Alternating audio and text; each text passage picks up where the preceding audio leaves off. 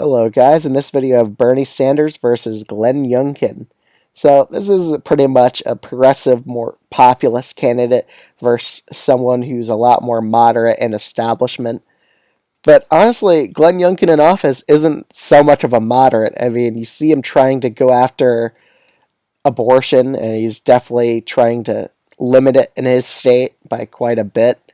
So I think Bernie could really point out how he's being kind of hypocritical in a way that he really isn't the moderate he proclaims that he is.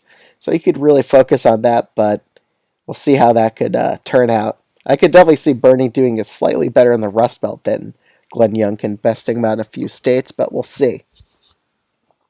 Okay, let's start off with the first few states.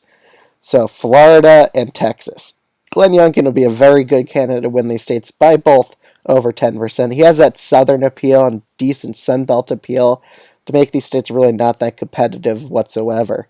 Especially in Texas, he could win it by over 10% against Bernie Sanders. In the state of Colorado, Bernie would probably be able to win by over 10% quite easily. It's a very progressive state. States of Ohio and Iowa, however, I think they'll just be about likely margins. Ohio could dip into the lean margin, but I think you'd still win it by about 6 points against Bernie Sanders, while Iowa would be by about 6.5, I would say. Slightly more Republican than Ohio. In New Mexico, I think would be a likely margin for Bernie Sanders. I just don't think Glenn Youngkin would have really good Latino appeal to make this down to a lean state, considering how well Bernie did in the primaries with Latino voters. Arizona, Nevada. He's honestly a very good candidate to win Arizona back against Bernie Sanders. However, Bernie would still be slightly favored to win in Nevada, just because he did do very well in the Nevada caucus back then, and he still would have very good favorability numbers among Latino voters in this state. But then again, Glenn Youngkin's a decently strong candidate, so maybe he could flip it, but I think Bernie would slightly be favored here still. In North Carolina and Georgia, North Carolina I think could go over by about a likely margin for Glenn Youngkin here because he is from the neighboring state of Virginia, and that home region effect could carry over into North Carolina, which I see it doing. And Georgia, I also see going towards Glenn Youngkin, mainly because I think independents would go with him because progressives really don't do the best in the southern states. Typically, they really don't like someone who's more liberal. They rather prefer more centrist politicians, moderate ones. I mean, we saw it with Brian Kemp, who honestly, the policy-wise isn't that moderate, but he took a moderate stance towards Trump and voters rewarded him for it.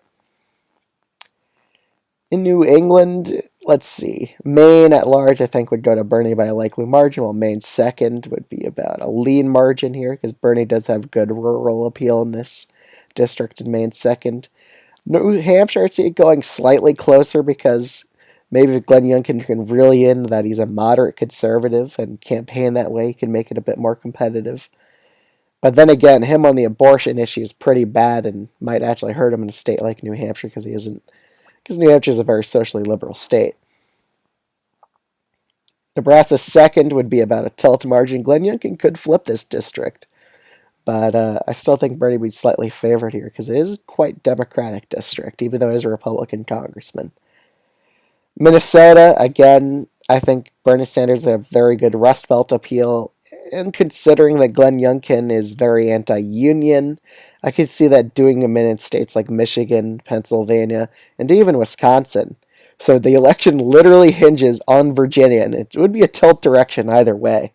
Glenn Youngkin does have quite favorable numbers for him as Virginia governor. However, national politics, it's a different story. That honestly, his position on trying to restrict abortion in the state of Virginia, honestly, I think would cost him the state against someone like Bernie Sanders. Even though Bernie's pretty weak in the state of Virginia, I could see him winning it against Glenn Youngkin, mainly because the way Glenn Youngkin's been ruling in office, especially in the issue of abortion, probably would tank him in this state. Plus, politics is more polarized at the national level, so I could see most Democrats, or most moderate Democrats, holding their nose and voting for Bernie Sanders just because they don't want a Glenn Youngkin presidency in the state of Virginia. So That's my election prediction of these two candidates. Let me know what you think of this video in the comments below. I'll see you guys in the next video.